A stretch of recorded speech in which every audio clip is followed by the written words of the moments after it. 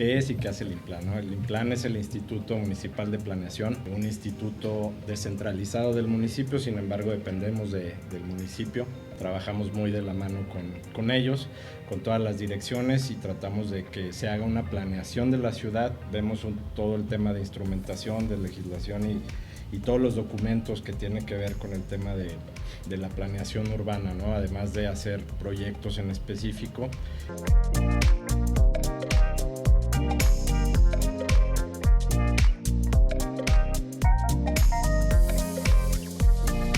¿Cómo están? Hoy estamos en el tercer episodio de Alejandro al Cuadrado, un podcast donde tratamos de temas inmobiliarios, desde cómo comprar tu primera casa, cómo usar tu crédito Infonavit, cómo va creciendo la ciudad y cómo afecta el entorno de la ciudad esas decisiones de tu día a día, ¿no? De la primera casa que vas a comprar, por qué San Luis tiene un costo de repente tan elevado de la vivienda con relación a otras ciudades, y en general para inversionistas, constructores, personas que están comprando, vamos a estar tratando esos temas en los distintos capítulos. En el episodio de hoy vamos a estar justamente con dos personas muy importantes que trabajan en el INPLAN. El día de hoy estamos con Enrique García y con Jorge Rivera. Enrique es arquitecto, diplomado por el gobierno francés, y es ingeniero civil de la Universidad Autónoma, y estudió una maestría en formas urbanas en Marsella, en Francia. Actualmente es profesor del TEC de Monterrey en Ciudades Inteligentes. Ya nos va a platicar un poquito más de qué es una ciudad inteligente. Es profesor en urbanismo en la Facultad de Ingeniería de la Autónoma, y la razón, digamos, principal por la que lo invitamos el día de hoy es porque es subdirector del INPLAN. Ahorita para los que no saben qué es el INPLAN, ahorita les vamos a platicar un poco. Y también estamos con Jorge Rivera. Jorge también es subdirector del INPLAN, más bien es director de proyectos del INPLAN, y es arquitecto graduado en el TEC de Monterrey, en Nuevo León, y tiene una maestría internacional en dirección y gestión de proyectos en la Universidad de Salamanca, máster en Project Management de la Escuela de Negocios Europea de Barcelona, y tiene un máster en dirección estratégica y gestión de innovación del Instituto Universitario de Alicante. Y también nos acompaña Carlos Adame, es estudiante de Mercadología del Politécnico, también es asesor inmobiliario de Hábito Inmobiliaria y trabaja en una desarrolladora. Carlos lo invitamos aquí de refuerzo porque Carlos se ha metido mucho en el tema de estudiar los terrenos, ¿no? Y el uso de suelo que tienen, y qué tan viable es para un constructor hacer un edificio, si es rentable o no, o cuántas unidades se pueden hacer, y ya vamos a entender por qué eso es importante para ustedes que nos están escuchando. Para alguien que no tiene idea, ¿qué son esas siglas? ¿Qué significa? ¿Qué importancia tiene? Sí, gracias. Creo que es muy importante la invitación y que nos des este foro para explicarle justamente a la gente qué es y qué hace el INPLAN, ¿no? El INPLAN es el Instituto Municipal de Planeación. Es un instituto descentralizado del municipio, sin embargo dependemos del municipio, de la capital.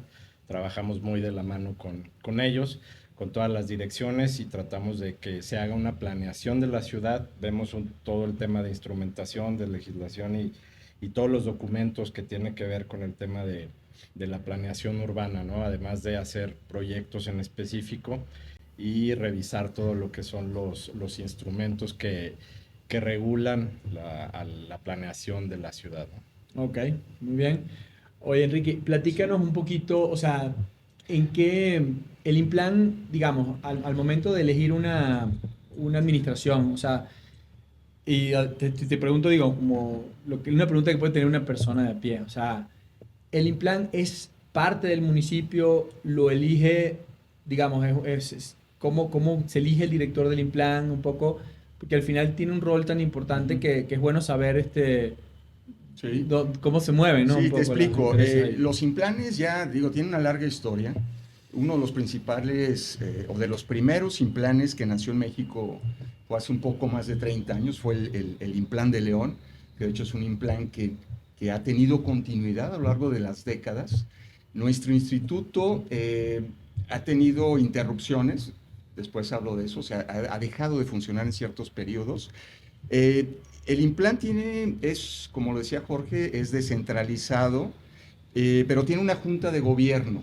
En esa junta de gobierno convergen organizaciones de la sociedad civil, académicas, también hay funcionarios, la preside el presidente municipal en turno. ¿Y cómo se eligen a los funcionarios que conformamos, cómo nos eligieron, que conformamos el instituto? Pues es a través de candidaturas, o sea, la sociedad propone perfiles, ¿no? En este caso, de hecho, nuestro director, que es el arquitecto Ernesto Flores, pues es el primero que llega bajo una propuesta 100% ciudadana. O sea, los colegios de ingenieros, de abogados, propusieron ese perfil y entonces la Junta de Gobierno evalúa, obviamente hace una función como de headhunter, ¿verdad? En ese sentido, y analiza todos los perfiles y conforma ya una estructura la cual debe de ser votada y demás, ¿no? O sea, así es. Una duda, o sea, el Implan, digamos, tiene una serie de funciones que nos platicaba Jorge, digamos, ¿cuál dirían ustedes que es la principal función, o sea, o el principal impacto que tiene el Implan sobre la vida de la ciudad? Mira, la primera y tal vez la más importante es el tema de perspectivar hacia dónde va la ciudad. Primero, de conocer la ciudad desde sus entrañas, o sea, de abocarse a llegarse de datos duros. ¿Qué tipo de datos, por ejemplo? Pues, por ejemplo, digo, todos los datos socioeconómicos o sociodemográficos. Los datos socioeconómicos, ¿no? Trabajamos muy de la mano con el INEGI. Entonces vemos cómo se está comportando, diría yo casi en tiempo real, porque no nos esperamos tanto a veces a los conteos, sino que vamos trabajando junto con ellos cómo se está comportando. El perfil sociodemográfico, las ciudades crecen, pero las ciudades son entes vivientes, o sea, las ciudades también decrecen, ¿no? Yo siempre platico mucho del caso de Detroit, Michigan, y cómo Detroit fue una ciudad que en los 70s era casi el faro luz urbano mundial.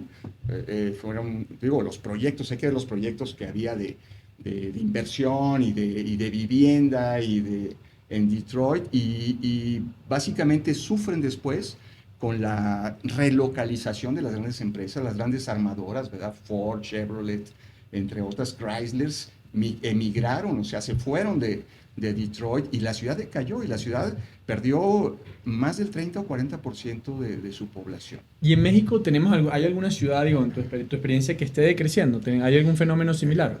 Mira, más que decrecer, porque nuestro país es un país que tiene, digamos, una tasa de crecimiento aún grande, sí hay un tema de que las ciudades sufren, y lo vemos, por ejemplo, te voy a hablar del Tratado de Libre Comercio que se firmó en 1994, en el gobierno de Carlos Salinas de Gortari. Se le dio un impulso muy fuerte a toda la franja fronteriza con las maquiladoras. Las ciudades del norte del país, todas las de la frontera, crecieron exponencialmente. Las tasas de crecimiento andaban arriba del 15%, mientras San Luis se mantenía en un 3%, 3.5% de crecimiento, o sea, era 5 veces más, unas tasas enormes. Y después ha habido problemas de seguridad, y las ciudades en el norte del país han ido decreciendo, la gente ha migrado, hay un cúmulo de vivienda deshabitada en casi todas las ciudades del norte del país. Entonces sí hay un decrecimiento. Okay. Y por ejemplo, tengo entendido que San Luis, digo, no he visto el comportamiento demográfico de San Luis en los últimos 100 años o los últimos 50 años comparado con otras ciudades del Bajío, bueno, pero la gente de aquí de San Luis lo que te dicen es que Querétaro, hace unos 20 años, era una ciudad más chica que San Luis. Entonces, digo, de repente no ha decrecido San Luis, pero han crecido de manera dispareja, ¿no? Mira, ¿A qué se deben esas cosas y cómo bueno, está San Luis? El tema es que no podemos desligar el crecimiento económico del crecimiento urbano. O sea, van íntimamente ligados los dos, ¿no? Realmente. El Querétaro es un caso de estudio, ¿no? Nosotros estábamos hace 20 años catalogados en el SUN, que es el Sistema Urbano Nacional, como la 10ª metrópoli en tamaño en el país. Okay. Ahorita estamos en la 12ª. Y para darte un ejemplo, Querétaro está en el 8º lugar. León en el 7º lugar. Entonces, obviamente, cuando comparas los datos demográficos de Querétaro, te das cuenta que la migración en los últimos 15 años ha sido intensa. Más del 20 o 25% de la población que se ha establecido en Querétaro son originarios de la Ciudad de México. Okay. Entonces, sí ha habido ahí un boom, Por otro lado, sí ha habido una política de impulso industrial muy, muy fuerte en Querétaro y eso pues ha avanzado mucho. Digo, ahí está todavía el proyecto latente del tren México-Querétaro, ¿no? De pasajeros y simplemente también la conversión a más vías en la carretera México-Querétaro, etcétera. ¿A qué se ha debido? Primero al impulso económico de Querétaro, pero el tema es que en aquel entonces volteamos hacia el Bajío, la parte de Silao, de León, etcétera. Ellos traían tasas de crecimiento del 12%. Crecimiento, había mucha migración hacia esos lados, porque pues, la industria automotriz toma mucho auge y San Luis se había quedado ahí rezagado, ¿no? Dentro de ese grupo. Sí, ¿Y cómo está hoy en día? que, O sea, bueno, ha habido, ¿se ha puesto al corriente? ¿Ha estado creciendo de sí, nuevo? otra vez ha habido un impulso fuerte de ubicación de empresas en San Luis, sin llegar a ser exagerado, no tengo los datos ahorita. Yo personalmente pienso que el hecho de no tener una urbanización muy rápida y exagerada nos da tiempo, digamos, de hacer bien las cosas, ¿no? Ahorita claro. en San Luis Potosí, digamos, esa especie de lentitud en su crecimiento, que no lo es porque sigue creciendo, ¿verdad? Pero nos da tiempo a resolver un contencioso que tenemos en infraestructura. Y bueno, después tal vez hablaríamos del tema de dotación de suministro de agua y de conectividad vial. Ok.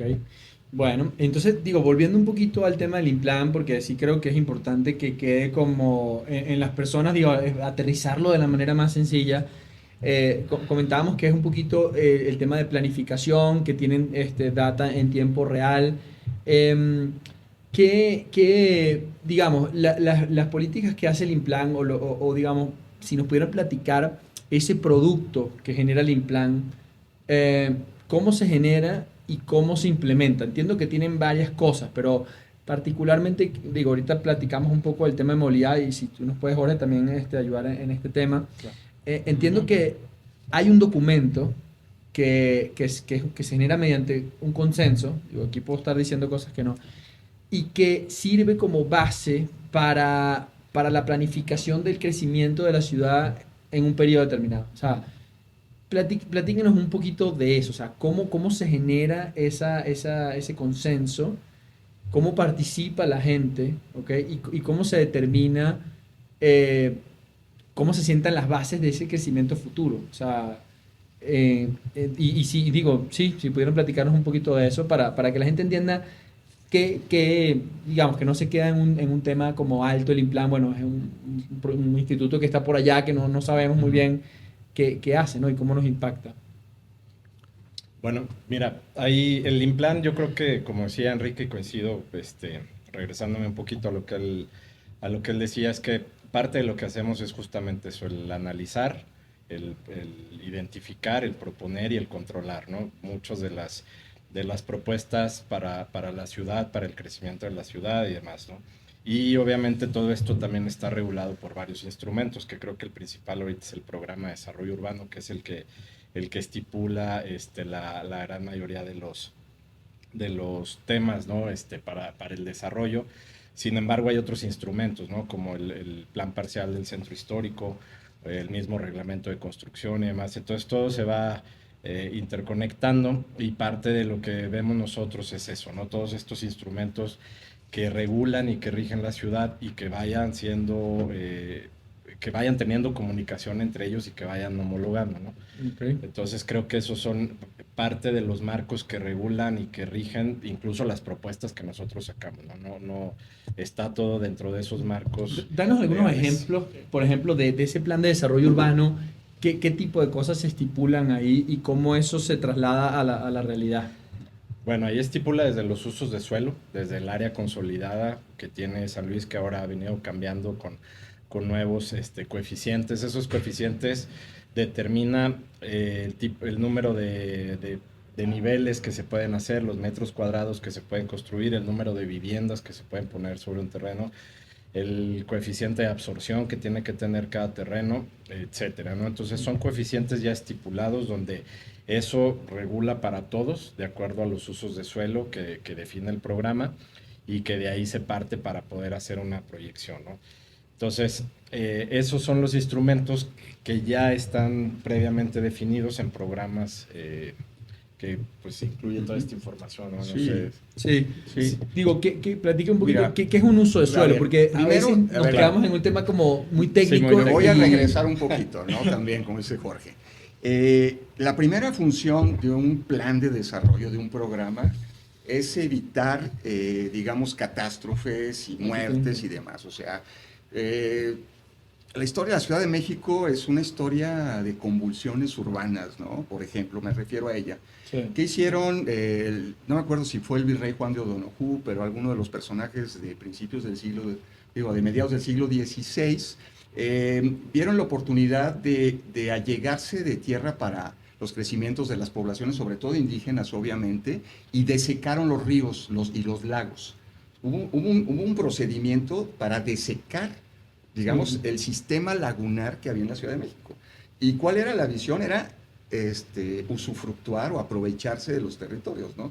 Eso se hizo, hay que ir ahí a Chalco, por ejemplo, en donde la ciudad está construida abajo de un bordo que es uno de los afluentes que era y donde las aguas residuales, o sea, pasan a 2 metros y cada que se desbordan inundan la ciudad. A ver, a lo que voy. La primera cuestión es no permitir que se crezca en terrenos que son propensos a diversos conflictos, ¿no? Uno de ellos es Cese, por ejemplo. Zonas inundables. Ahí, ¿por qué? Porque la ciudad la pagamos todo y la pagamos todos los días, ¿no? La ciudad es la casa de todos y todos le aportamos, ¿no? Hay que ver las finanzas públicas de los gobiernos municipales y cómo incide el mantenimiento, la creación de infraestructura, la vigilancia en las finanzas, que todos aportamos, ¿no? Hemos creado en México ciudades que provocan deseconomías. Claro. O sea, ciudades... O sea, ¿qué pasaría? Esa es la primera. ¿Qué pasaría si no hubiera un plan de desarrollo, por ejemplo? Pues, esa es la manera más fácil, yo creo, de entenderlo. Sí. O sea, Bueno, ante la ausencia de un plan de desarrollo, digamos que hay toda una corriente urbana desde hace muchos años para promover que no haya, que el Estado no controle tanto, que se desregule. Hay una teoría de una especie y sigue habiendo actualmente, de una urbanización espontánea, en el cual, digamos, el vector económico rija, literal, sin más, el crecimiento de la ciudad. Sí hay una teoría ahí fuerte de que cómo creciera, pero el tema es que al final la excentricidad de desarrollos, la lejanía de centros de equipamiento educacionales, deportivos, educativos y demás, pues provoca que la gente vaya, no goce del bienestar social en ese sentido. Y al final de cuentas todos lo vamos a pagar.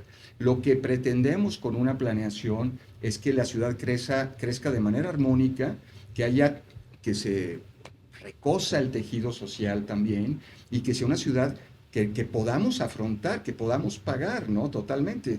Yo siempre platico de que hace mucho tiempo en las casas de rancho había bonanza en cierta cosecha, entonces el patrón o el que estaba ahí construía unos cuartotes enormes, ¿no? Las recámaras de 80 metros cuadrados, así había.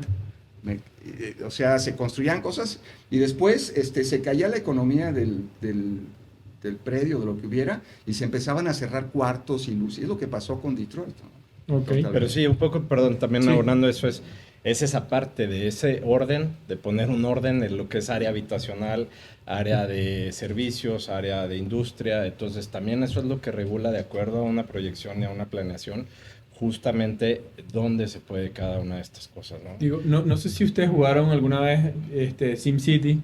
Creo que SimCity es un poco ahí el tema justamente el tema que estamos platicando. Yo no sé, bueno, para los que no jugaron, les recomiendo, el juego está padrísimo, pero tú tenías 3 tipos de suelo por lo menos en la versión que yo jugué, que era residencial, comercial e industrial, ¿no? Entonces, claro, la felicidad de la ciudad subía o bajaba dependiendo de cómo combinabas esos suelos, ¿no? Si ponías, por ejemplo, una zona residencial muy grande, pero no le metías escuelas, no le metías, no sé, hospitales, entonces la gente literal en el juego se te vaciaba esa parte de la ciudad, de lo que tú decías de Detroit, ¿no? Se apagaban las luces ahí, pero a la vez tenías que tener de repente una zona comercial, porque la gente no quiere vivir de repente en una zona donde tenga que recorrer 15 minutos en coche para llegar a una farmacia, ¿no? O para llegar a una lavandería. Entonces, un poquito, el uso de suelos, básicamente, digo, para aterrizarlo un poco con la gente es eso, ¿no? O sea, donde tú, a través de esos permisos o de esa planificación, permites que en ciertos lugares hayan, por ejemplo, casas, ¿no? O sea, o lugares de baja densidad donde son casas, lugares de densidad media, de repente edificios de 2, 3 niveles y lugares de densidad alta, ¿no? Entonces, eso es un poquito, digamos, lo que, para aterrizar un poquito lo que decían del tema de justamente lo que es el plan de desarrollo, cómo desde un ente con personas obviamente preparadas, elegidas por consenso, postuladas por la sociedad, se estipula un poquito cómo va a estar ahora sí que esa matriz donde van a ir creciendo, los privados van a ir haciendo sus cosas, pero que está de cierta manera como tendido ahora sí que la base para que hagan esas cosas, ¿no? Sí. Entonces les preguntaba un poquito cómo se llegan a esos consensos. O sea, tú mencionas ahorita de que hay una teoría o hay una línea de pensamiento de que debería ser más laissez-faire. O sea, Sí, totalmente. entonces, ahí te va. Yo soy muy, o sea, me gusta, soy más de derecha, digamos, de la libertad, de un estado más chiquito, Milei, por decirlo. Sí. No soy argentino, pero a ver cómo nos les va con Milei. Pero lo que he visto, por ejemplo, yo vendo mucho en la inmobiliaria, tenemos Ajá. muchas propiedades en Capulines, por ejemplo, Ya. ¿no? En Mexquitic. Sí. Y una cosa que a mí desde el principio me ha molestado mucho, o me ha parecido que es un desastre, es que en una zona que es de la periferia, Sí. ¿ok? Están haciendo edificios, ¿ok? De una densidad relativamente alta, al lado de casas y comercios, y lo que se está viendo es una especie de gueto ahí, con pocas vías de acceso, y creo que entonces ahí lo que ha reinado un poco esa mano libre, ¿no? Ahora sí que del mercado, de la libre demanda, pero que en su totalidad están generando un costo para la sociedad en detrimento de las propias personas que venden, construyen y viven ahí. Porque el resultado de hoy es que hay muchas propiedades en esa zona que no se están vendiendo.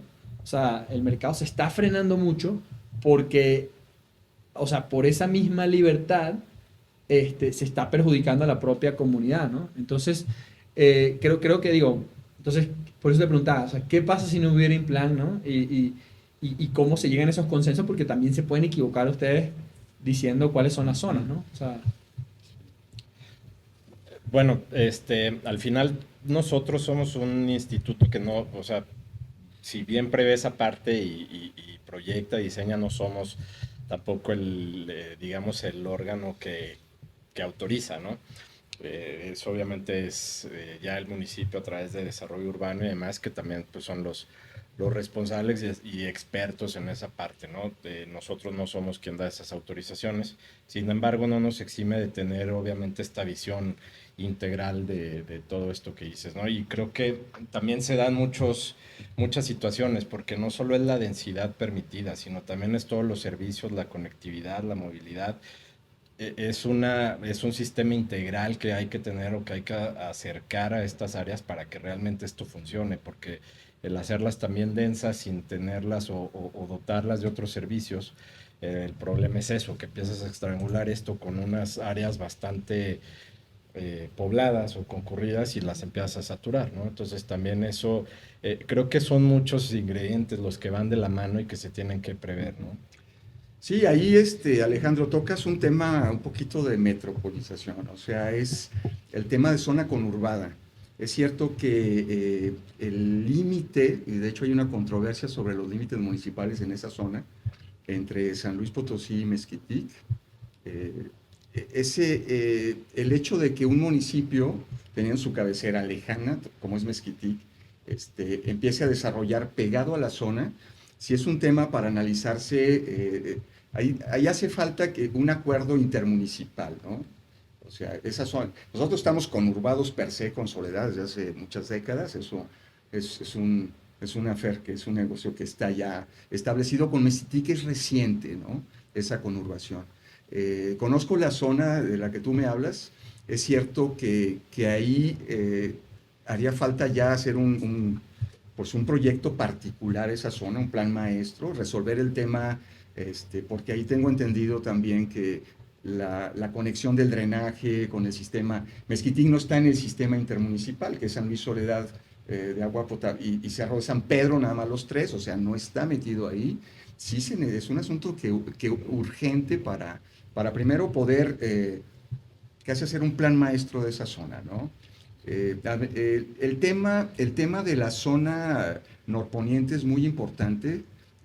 Ahí estuvo durante muchos años instalada la minera de cobre, está la de zinc actualmente. Hay un tema ahí de potencialización del mismo periférico, y esa zona pues debería ser de alto crecimiento, ¿no? Yo creo que no se va a tardar en que nos sentemos con el municipio de Mezquitic para darle cauce, digamos, urbano a esa parte. Okay. Oye, viendo un poquito el plan de desarrollo actual, Carlos nos puede platicar un poquito también dónde, o sea, yo por lo que he visto, por ejemplo, las zonas de más densidad, por lo menos en el poniente de la ciudad, están en los alrededores de Carranza y de Himno Nacional. Entiendo que todo ese corredor es un corredor H4, para los que nos escuchan, en el tema de densidad residencial, y corrígeme si me equivoco, va de H1 hasta H4, ¿no? Siendo H4 obviamente lo más denso. Eso lo que significa es que en un terreno por metro cuadrado, un H4 te permite hacer verticalmente más unidades habitacionales que un H1. De hecho, creo que un H1 nada más puedes hacer una sola unidad, ¿no? Sí, una vivienda. Y en un H4 no significa que vas a hacer 4, vas a hacer muchas más dependiendo del tamaño y de ciertas variables que hay ahí. Correcto. Entonces, un poco la visión, yo lo que he podido percibir en los 6 años que tengo aquí viviendo en San Luis, es que ha empezado a ocurrir un fenómeno de verticalización más o menos acelerado.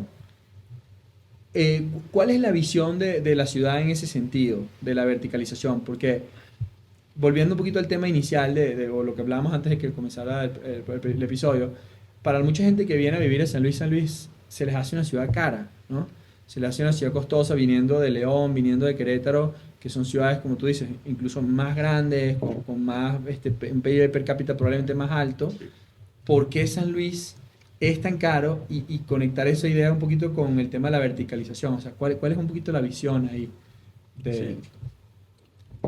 Sí, bueno, el tema es una problemática que se ha tenido sobre la mesa desde hace décadas, ¿no? Ha habido aparentemente un acaparamiento de un pequeño número de familias, no me consta, no tengo los datos. Pero sí es un cuento que escuchamos, que la tierra está en manos de 5 familias, y que por eso, ese cuento, sí tiene cierto sentido, sí. Te dejo ahorita desarrollar, pero no sé si sea toda la explicación. Es cierto, ¿no? No sé si es cierto o no, pero se ha hablado mucho de un acaparamiento y demás. Es por un lado. Por otro lado, yo diría que en San Luis Potosí el Estado se ha sustraído de ciertas responsabilidades que marca la Ley de Desarrollo Urbano en cuanto a su rol de ser un ente que pueda equilibrar el mercado, ¿no? Que pueda allegarse. Tenemos un procedimiento jurídico que se llama el derecho de tanto. Cuando alguien va a vender una cierta propiedad, le llega tanto al gobierno del Estado como al municipio, les llega la notificación de que se va a vender, y el derecho de tanto es que esos dos entes gubernamentales pueden ellos hacer valer ese derecho como el primero y poder adquirir la tierra al valor que esté. Tenemos también en México el Instituto de Evaluación, el INDAVIN, que es un instituto federal que evalúa el precio de la tierra. Técnicamente, no sé si mercadológicamente sus valuaciones estén acordes con la realidad, ¿me entiendes?, de mercado, pero el INDAVIN. En San Luis Potosí ha habido muy pocos, muy pocas obras en las que el Estado ha adquirido tierra. Una de ellas fue hace 20 años en el gobierno de Marcelo Los Santos como gobernador. Él adquirió no sé si totalmente, pero el Estado aportó mucho a la adquisición de tierras para Ciudad Satélite. Y actualmente pues, es el único lugar casi donde se desarrolla o se está desarrollando vivienda de alrededor de 500,000 y 480,000 pesos, ¿no? La realmente vivienda económica. Eso sirve para regular.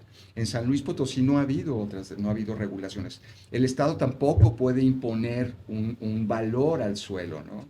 El tema ahí es el retorno de plusvalías, o sea, es un tema en cuanto a que pudiera haber del lado, digamos, impositivo por parte del Estado una especie, vendes más caro, pues pagas más, etcétera, ¿no? Ahí hay un tema de finanzas públicas. ¿Tú eres de la idea de que San Luis es caro? O sea... Sí, sí, totalmente. Me ha tocado, digo, tengo aquí con economistas, ¿verdad? Pero hace muchísimos años, estoy hablando hace 30 años, me tocó ser asesor del primer alcalde panista aquí, bueno, no está bien que lo diga, pero bueno, Mario Leal, amigo mío, en desarrollo urbano, y me llegaron licenciados en economía, ahí al municipio, y traían ahí una revista, se llamaba Urbi, y Urbi lo que hacía, estos chavos, estos jóvenes, iban analizando el mercado de las ciudades que iban creciendo, ¿no? O sea, con donde había potencial. Entonces llegaban y te preguntaban, ¿dónde están los desarrollos? Se daban una vuelta, mercadológicamente analizaban, etcétera y demás, y finalmente siempre nos decían, es muy caro San Luis, a mí me comentaron eso. Yo llegué a comparar precios hace 10, 15 años entre lo equivalente a, digamos, a Lomas Cuarta, Lomas Tercera con Aguascalientes y estábamos al doble de precio. Entonces, ¿por qué? Pues es una cuestión de mercado. Oye, Enrique, bueno, si me permites, yo tengo una pregunta, ya que, por ejemplo, sí podemos decir que la tierra está subiendo de precio porque está en ciertas familias, ¿no? Pero también al final la tierra tiene un valor residual. O sea, la tierra vale por lo que puedes hacer arriba de ese terreno, ¿no? Correcto. Entonces, por ejemplo, ahorita estamos viendo que en Lomas, un ejemplo, están subiendo los precios de los depas y de las casas de locos. Cada vez suben más y más y más.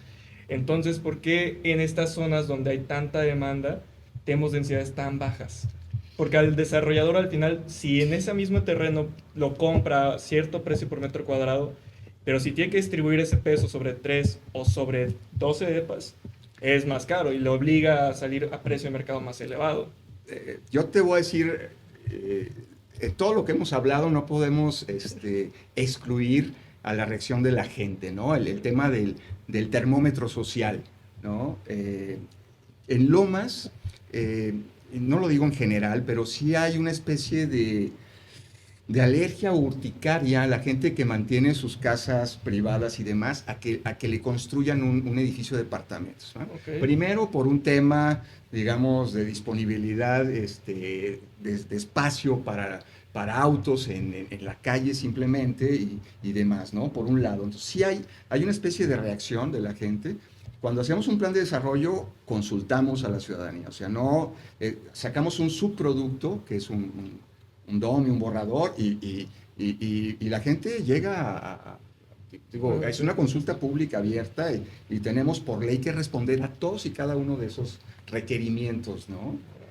Sea positivo o negativo, ¿no? O condicionado, pero hay las tres. Entonces, ¿por qué? Pues hay una reacción. Lo tenemos actualmente ahí en algunas avenidas en donde el plan permite ciertos edificios y la ciudadanía pues llega ahí. El tema, por ejemplo, de la dotación y suministro de agua, ¿no?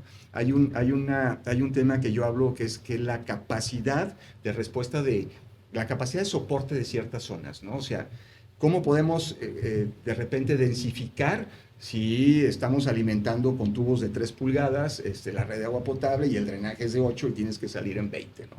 Finalmente tenemos que rehacer y lo que estamos ahorita previendo nosotros en el INPLAN es que vayamos ya a la microzonificación, o sea, entrar ya distrito por distrito para analizar con más detalle una especie de microcirugía y poder ver esos temas. Eso está interesantísimo porque sí siento, ahorita que lo dices, que el plan de desarrollo como está planteado actualmente está hecho de una manera muy macro. Y entonces omite, y justamente lo hablamos ayer, por ejemplo, si está fuera de la zona conurbada, por decir, o sea, más allá del periférico, en una zona como Lomas del Tec, donde en ciertos lotes o en ciertas áreas podrías densificar, pero justamente como está cortado digamos, con la misma tijera todo, entonces te pierdes zonas donde sí podrías estar densificando y sí podrías lograr que bajara un poquito el costo de la vivienda. Ese tema que ahorita está es muy interesante, este tema que es que este era el tema como central del programa, justamente ese tema de la densificación. Estamos aquí un poquito sobre el tiempo, pero no pasa nada, porque esta es la parte yo creo más interesante de todo lo que estamos platicando. El tema o sea, del tema de los precios. Y yo le comenté a Carlos, me decía, pero ¿por qué no dan más densidad? ¿No? Yo digo, es que el Implan finalmente es un ente que está vinculado al tema político y tiene que mediar entre intereses, ¿verdad? Porque si no la gente te cae encima. O sea, si tú dices, no, voy a poner aquí porque yo quiero, porque así lo decido, un H4 en una zona que es de puras casas, ¿no? Y sobre todo de gente mayor, dice, no, es que yo no quiero, hay una resistencia, lo que tú dices, la urticaria, de que te hagan un edificio al lado, ¿verdad? Sí te pueden salir hasta protestar y trancar una calle o protestar, ¿no? Porque yo lo he escuchado de amigos que, por ejemplo, viven en Polanco, aquí en San Luis, Pues, y entonces cuando hicieron Polanco Grand, que está padrísimo, el edificio Sí, quedó está súper bueno. bonito, pues sí, no, la gente se quejó mucho ahí, ¿no? Los vecinos. Pero entonces ahí el tema principal es, o sea, ¿quién vela por los que no viven ahí, que quieren comprar una casa? O sea, ¿quiénes velan por la generación futura que necesita comprar una casa? Porque al final tú dices, tienes el interés de la gente que ya vive ahí y que no quiere que lo construya un edificio. Pero si tú no permites que se densifique, estás frenando ese crecimiento futuro y entonces gente que pudiera venir a vivir en San Luis, de hecho me tocó ahorita un amigo venezolano que le hicieron una oferta de trabajo aquí en San Luis y tenía un presupuesto de renta y cuando se empezó a checar dice, no me da, o sea, prefiero quedarme, o creo que está en Aguascalientes o no sé dónde está, pero entonces de cierta manera puedes incluso frenar el crecimiento de la ciudad porque la vivienda está tan costosa que simplemente espantas a futuras personas. Entonces, ese balance de poder como cuidar el interés de la gente que ya vive ahí, pero también de generar suficiente vivienda para que no sea una ciudad cara, es donde yo creo que es la parte más importante, ¿no? Del trabajo de ustedes. Sí, yo creo que parte de lo que dices es eso, el balance entre densificar y cuidar lo que está, pero el programa también hay que tomar en cuenta el tiempo que se llevó en que se publicara y que fuera ya un instrumento regulatorio, normativo. Fueron muchos años, ¿no? Y acaba de publicarse e incluso ya estamos viendo la parte de hacer una nueva actualización, justamente eso, porque hay áreas o zonas donde hay que meter esta parte de volver a evaluar los coeficientes, ¿no? Sobre todo ahorita hay un área consolidada que creo que ya se quedó un tanto corta. Eh, para hacer referencia a algo, podemos decir que es periférico, ¿no? El límite de esta área consolidada, donde se le acaban de actualizar los coeficientes y ahora toda esta área consolidada te permite tener coeficientes más altos para tener una densificación. ¿Qué pasó? Que ahora ya tenemos un crecimiento de la ciudad en otra zona que quedó un tanto fuera y yo creo que es necesario, estos son instrumentos que te tienen que estar actualizando constantemente para volver a meter coeficientes, crecer esta área consolidada, hacer estos factores de intercambio que permitan tener esta densificación en otras zonas, ¿no? Entonces, creo que es eso, y regresando a lo que comentabas del área Carranza, himno nacional y demás, justamente es eso, el programa ahora mete nuevos coeficientes que te faculta para poder densificar estas zonas, que las establece el programa, sin embargo ya hay zonas que están creciendo en la ciudad que se están quedando fuera de esta zona, ¿no? Entonces tenemos que hacer una actualización de este programa que si bien acaba de salir, hay que estar actualizando constantemente para ampliar esto, volver a analizar los coeficientes, volver a analizar estas zonas, volver a identificar estos usos de suelo y poder entonces empezar a densificar en otras partes de la ciudad. Claro. Ok, digo, y en el tema, un poco, viendo el tema de movilidad, que es un poco más como tu área donde más te enfocas ahí. Nosotros vivimos, mi esposa y nosotros cuando llegamos a México vivimos en Ciudad de México un tiempo, estuvimos ahí casi un año, vivíamos en la Nápoles, ¿no? Y una cosa muy padre que nos gustaba mucho vivir ahí era justamente que tú podías ir caminando. Tenemos dos niños chiquitos, de hecho teníamos una bebé y mi esposa iba en la carriola llevando a la bebé y el otro en una patinetita ahí de la carriola y iban al kinder, íbamos al parque, todo. Una cosa que, digo, en San Luis nos costó, bueno, o no nos gustaba tanto cuando llegamos, es justamente que no puedes ir caminando a ningún lugar. O sea, la ciudad está rota por muchos lugares. O sea, si tú quieres ir, por ejemplo, ahorita están haciendo, si nos pueden platicar un poquito del proyecto ahí de Himalaya, pero si tú quieres ir caminando de Himalaya, por ejemplo, al Tangamanga o sea, no hay es peligro, para empezar es peligrosísimo porque no hay, las banquetas muchas veces no están bien hechas, no hay pasos peatonales correctos, no hay cultura tampoco nadie da paso. Eso es algo que, eso sí lo quiero platicar aquí en el programa. ¿Por qué en San Luis nadie da paso? O sea, tú quieres atravesar una calle y es como, o sea, nadie se frena a darte paso para que atravieses la calle, ¿no? Como que no se respeta al peatón ni al ciclista. Entonces, digo, si pudiéramos platicar un poquito también de cómo podemos hacer, por un lado, la ciudad más económica, ¿no? Con viviendas más accesibles, eso ya lo platicamos, pero también más amable, ¿no? Que tuviera, por ejemplo, más... ¿Dónde están los parques de San Luis? Los parques como los hay en Ciudad de México. Te digo, ahí en la Nápoles había un parque padrísimo, público, el parque, creo que se llamaba Esparza, Otero, algo así, con unos toboganes de plástico fregoncísimos. O sea, digo, un parque como no lo hay aquí en San Luis ni privado. Allá había muchos parques de ese tipo y el parque sirve como un lugar de encuentro, ¿no? Hay un alcalde, un exalcalde de Medellín, Sergio Fajardo, Sí. hablaba mucho de ese tema de cómo, por ejemplo, cuando tienes cosas públicas como parques, como banquetas, como tú logras que la gente se encuentre y se conozca, ¿no? Y que los vecinos hagan ciudad.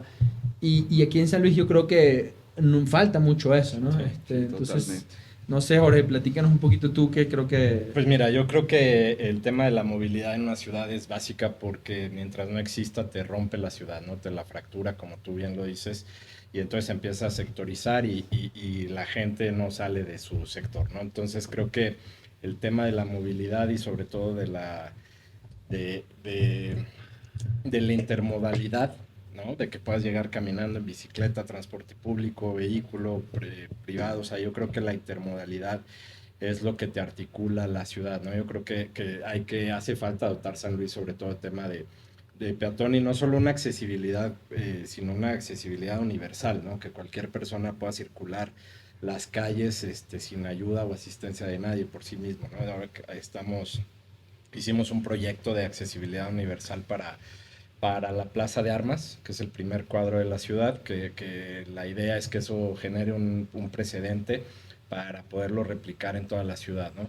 Estamos trabajando ahorita también en un tema de ciclovías para poderlo conectar con ese tema de la accesibilidad universal, pero creo que fuera de que vengan estas propuestas, si las propuestas no vienen con una estrategia que vaya acompañado también del tema de educación, como tú lo mencionas, al final no funcionan, ¿no? Estos programas. Yo creo que tiene que venir mucho de la mano con el tema de la difusión, la educación, programas que nos ayuden para poder difundir esto, y la educación vial, ¿no? También de todas las personas para que colaboren, ¿no?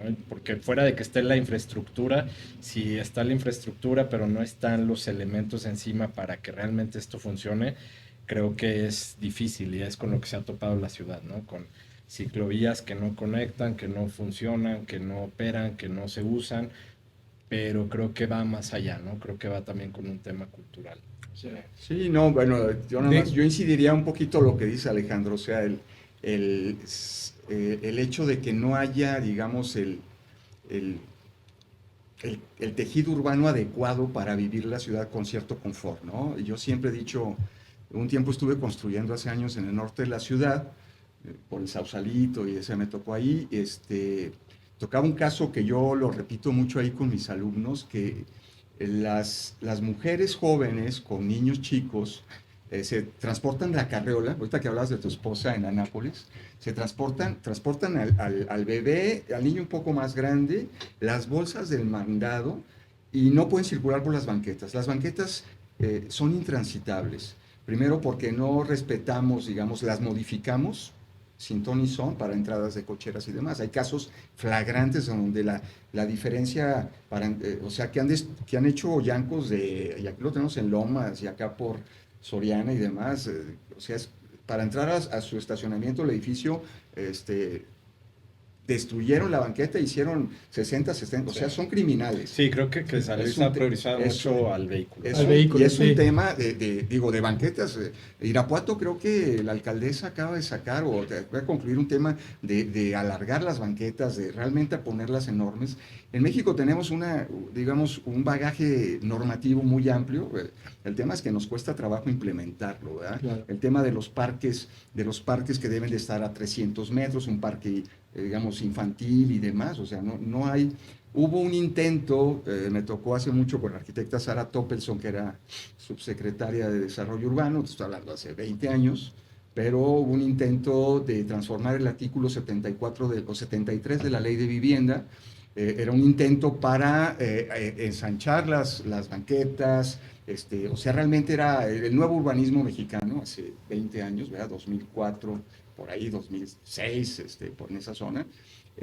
Se subió a las dos cámaras, primero la cámara baja y no pasó, hubo un lobbying muy fuerte se decía de desarrolladores que no querían sacrificar, digamos, o que no les daban los números para poder hacer ese tipo, ni para equipar o para...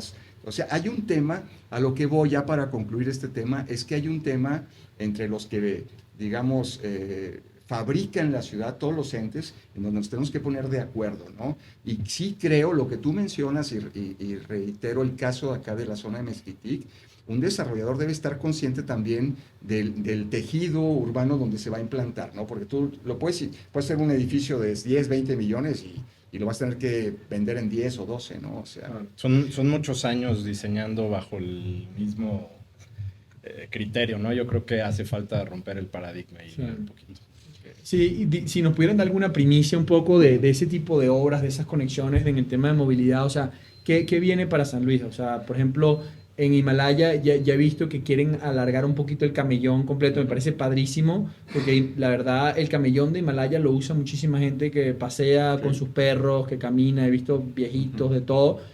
Denos algunas primicias, o sea, ¿qué viene para San Luis en ese sentido de obras públicas para favorecer? Pues mira, esa es una obra que está haciendo directamente el municipio, licitada por ellos y propuesta por ellos, pero creo que lo que sí estamos en un tema bastante de la mano, y creo que lo tenemos muy claro y hemos trabajado, es el tema de la accesibilidad, la conectividad, y creo que uno de los principales criterios de este proyecto es eso, ¿no? Tener esta parte de accesibilidad para todo tipo de vehículo y para todo tipo de personas, ¿no? Entonces, yo creo que de ahora en adelante vamos a ver proyectos muchísimo más accesibles, muchísimo más incluyentes, y creo que ese es el criterio con el que se debe de empezar a diseñar la ciudad, ¿no?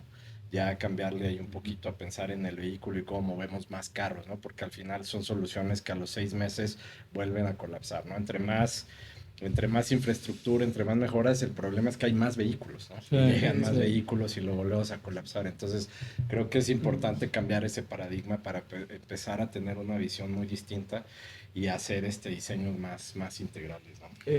A mí solo me gustaría conocer desde ese punto de vista, que están bien metidos en el plan y en cómo se desarrolla la ciudad. Por ejemplo, si queremos menos vehículos, queremos más movilidad en bicicleta, peatonal, etcétera, como tal vez lo hemos visto en Monterrey, con los usos de suelo que densifican mucho ciertas zonas.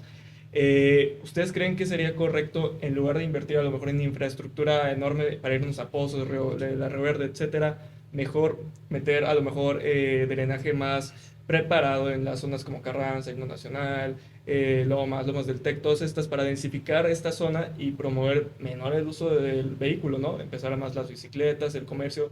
Ahora sí que una comunidad planeada, vaya. Sí, completamente, ¿no? Completamente. O sea, ya muchas son infraestructuras que obedecían a una vivienda, ¿no? 2 viviendas, cuando ahora se está justamente hablando de la densificación y ponen de repente 10, 12 departamentos donde seguimos usando la infraestructura anterior, ¿no? Entonces, obviamente, claro que eso, pero también parte importante es que tiene que haber sistema intermodal. No puedes transportar a la persona de bicicleta 20, 30 kilómetros, ¿no? Tiene que ser un sistema intermodal donde él pueda llegar, dejar la bicicleta o subirla al transporte público, poder llegar a su destino de trabajo, dejar la bicicleta ahí y regresar. Entonces, creo que se tiene que pensar en un sistema intermodal, no nada más es poner ciclovías por todos lados, sino realmente pensarlo con una estrategia y una metodología.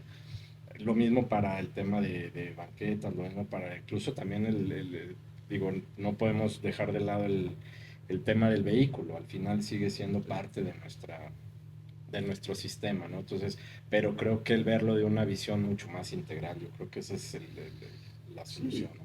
Digo, sobre ese tema de movilidad, la ciudad tiene citas ahí con el destino que son inconturnables, ¿no? No le va a poder dar vuelta al tema de un transporte limpio, seguro, de calidad, ecológico. O sea, no puede San Luis seguirle dándole la vuelta a ese tema, ¿no? O sea, tenemos añísimos, y estoy hablando más de 3 décadas, en que en Curitiba, en Brasil, se instalaron los sistemas, ¿no? de buses biarticulados, aquí en México, ¿no? Ciudades, tenemos que rápidamente implementar eso. O sea, es cierto que no nos podemos ir nada más en un solo sentido, tiene que ser de una gran participación y sobre todo de tener la voluntad política de hacerlo, ¿no? Ese tema es súper importante. O sea, digo, lo mencionaba Alejandro ahí con el alcalde de Medellín, que hizo toda la reconversión de Medellín, que fue un éxito, haciendo sus bibliotecas ahí en las zonas de las partes que estaban más altas y toda esa especie de parques y jardines con centros culturales y educativos. O sea, pero hay una voluntad, ¿no? O sea, sí necesitamos, nosotros en el INPLAN, digamos, somos el lado técnico, ¿no? Estamos analizando, vemos dónde hay factibilidad, etcétera. Sí nos falta todavía tal vez subir de nivel al INPLAN 2.0, en el sentido de tener a lo mejor más técnicos, más software en movilidad, etcétera, poder predimensionar, cruzar análisis financieros, etcétera. Una duda, o sea, no hay como un think tank de ese tipo de temas de ciudad, de movilidad, de crecimiento, de ciudades, digamos, de 15 minutos, un poquito. O sea, ¿cómo influimos? Porque lo que digo, creo que estamos de acuerdo aquí los cuatro un poquito en la visión de la ciudad. O sea, por lo que he podido platicar con ustedes, ustedes también coinciden en que la ciudad, que está bien que la ciudad se verticalice, que Sí, necesitamos sí. más movilidad intermodal, Así es. espacios públicos, etcétera. Pero como tú dices, ustedes son, digamos, los técnicos, pero finalmente son técnicos y a la vez están dentro del sistema, ¿no? Entonces, Sí. no sé, o sea, digamos, el alcalde Galindo, que creo que es la persona ahorita que, bueno, no creo, es la persona que lleva, digamos, el municipio, y el gobernador Gallardo, eh, o sea, no sé, generemos ideas, o sea, cómo podemos influir un poco en que esa visión también venga de arriba hacia abajo, ¿no? O sea, desde los desarrolladores grandes, estas 5 o 6 familias que tienen la tierra y que tienen mucho peso sobre las decisiones de San Luis, y estos líderes, ¿cómo logramos que salirnos de ese paradigma de una ciudad 100% vehicular, muy parecida a las ciudades del sur de Estados Unidos, a una ciudad mucho más amable, más vertical, más caminable y más accesible, ¿no? Sobre todo. Fíjate que en ese sentido yo creo que, y lo he visto porque a lo largo de décadas, y también he vivido 17 años en el extranjero y en otros lados, en otros países, estamos llegando a un punto, digamos, donde el nivel educativo del mexicano promedio va ascendiendo, en general, no voy a hablar de cifras, pero hay una especie, y lo vemos porque hay asociaciones que reivindican la movilidad sustentable, gente que piensa en el peatón, en los minusválidos, en los grupos vulnerables. O sea, hay una especie ahorita de caldo de cultivo, creo yo, en San Luis Potosí, y lo vimos porque nosotros, estamos ahorita elaborando un documento que va a ser una propuesta para el plan de conservación y desarrollo del centro histórico, ¿verdad? Que hace 17, 18 años no se toca, y hemos convocado a mesas temáticas y hemos hecho talleres de planeación estratégica con educadores, gente de la sociedad civil, o sea, va cualquier gente, y entonces ahí sí hacemos relatorías, etcétera, y yo creo que en ese sentido, más que venga, como tú lo decías, de arriba hacia abajo, es la parte social, ¿no? Que queremos, porque ya hay una masa crítica. Digo, yo hace 30 años regresaba, la primera vez, yo soy aquí de San Luis Potosí, pero regresé de Francia aquí en el 92, y Mario Leal me toma para ser ahí como su asesor, o sea, hace muchos años. Realmente yo tampoco conocía muy bien la ciudad, a pesar de ser potosino, ¿verdad? Porque no tenía todo ese cúmulo de datos y demás. Pero había poca gente que participaba, ahora no, estamos llenos de profesionistas, de gente como tú que vienen de otros países, que aportan ideas y demás. Yo creo que hay un caldo de cultivo, una especie de masa crítica, social, educada, que puede influir mucho en que las cosas se hagan y se provoquen. Sí, yo coincido, creo que también se tiene que transversalizar, ¿no? Más que esta línea vertical de cómo bajarlo, es más bien cómo lo transversalizamos, y creo que cada vez se ve más, ¿no? Fuera de las consultas y fuera de la participación que se ha tenido, yo creo que se ve a través de los mismos colegios, de las cámaras, de los mismos colectivos que a veces abanderan por ahí algo en particular. Y yo creo que, digo, nosotros que lo hemos visto desde este lado, creemos que sí, cada vez hay más interés de la población, ¿no?, para participar, y eso a nosotros también nos ayuda a poder realmente transversalizar los temas. Y cada que sacamos nosotros una propuesta, tratamos de tener mesas de trabajo y foros para abrirlo, ¿no?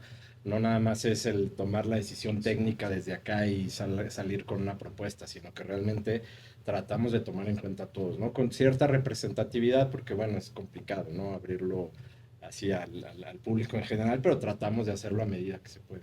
Sí, no, definitivamente, bueno, esta conversación, este episodio, yo creo, nos sirve un poco, a mí particularmente, y creo que para empujar un poco estas ideas, ¿no?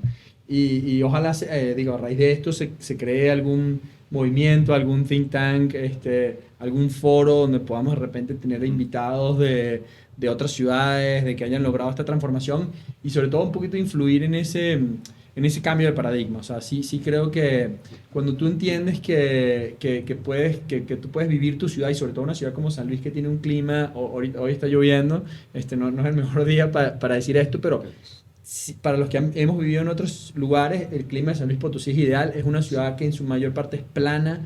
Entonces, poder vivir la ciudad de esa manera, que puedas caminar y tomarte un café y regresar a tu casa, y que puedas ir en bicicleta a tu trabajo, hacer ejercicio. O sea, yo siento que en la sociedad moderna tenemos unas cosas que son completamente incoherentes, ¿no? O sea, tenemos gente obesa, ¿no? Tenemos una epidemia de obesidad en México, ¿ok? Y gente que va al gimnasio y se encierra una hora en el gimnasio haciendo ejercicio para poder bajar la obesidad, cuando realmente lo que tenemos es que cambiar el estilo de vida. Si nosotros camináramos a nuestro trabajo o montáramos bicicleta, no tuviéramos ninguna necesidad de ir al gimnasio. El mejor ejercicio que tú puedes hacer es un ejercicio cardiovascular de baja intensidad, como lo puede ser ir montando en bicicleta a tu trabajo o ir caminando. Entonces, si cambiáramos ese estilo de vida, agarráramos más sol, ¿no?, caminando, porque también necesitamos agarrar sol, y conviviéramos y tuviéramos ese contacto con gente en la calle, tuviéramos una ciudad mucho más amable, mucho más integral. Entonces, ojalá esto sirva un poco. Digo, siento que nos quedamos cortos en el tiempo, pero también en cómo poder elevar estas ideas. O sea, creo que tenemos como un recorrido todavía largo. Entiendo que hay un movimiento de interés, pero ojalá pudiera salir de aquí, y nos los dejen en los comentarios en YouTube y en el episodio, de qué tema quisieran adentrarse más en esto que platicamos hoy. Tocamos varios temas de zonificación, de la zona conurbada, de movilidad, de los precios, pero creo que hay mucha tela para cortar aquí, y ojalá San Luis, ojalá lo pudiéramos ayudar un poco a que de aquí al futuro San Luis pueda todavía seguir transformándose, no solo en el tema económico y la parte industrial, que es lo que siempre se habla en San Luis, cómo traemos más empresas, sí, pero al final esas empresas están manejadas por gente, ¿no? Claro, y son gente, son de repente foráneos alemanes, o gente de otras ciudades, o jóvenes de San Luis Potosí, que quieren vivir en una ciudad amable. Entonces, totalmente, esa es la otra cara de la moneda que tenemos que tratar de invertir para que San Luis tenga un desarrollo sostenible y por muchos años, y se convierta ahora sí que en la ciudad más grande del Bajío y muy próspera en el futuro. Totalmente. Entonces, bueno, muchísimas gracias por su tiempo, y esperamos, obviamente yo creo que da para un segundo episodio, así que muchísimas gracias. Gracias. Y bienvenidos aquí en el podcast de Alejandro al Cuadrado. Bueno, nos aventamos el doble. Sí, no, pero es que... Sí.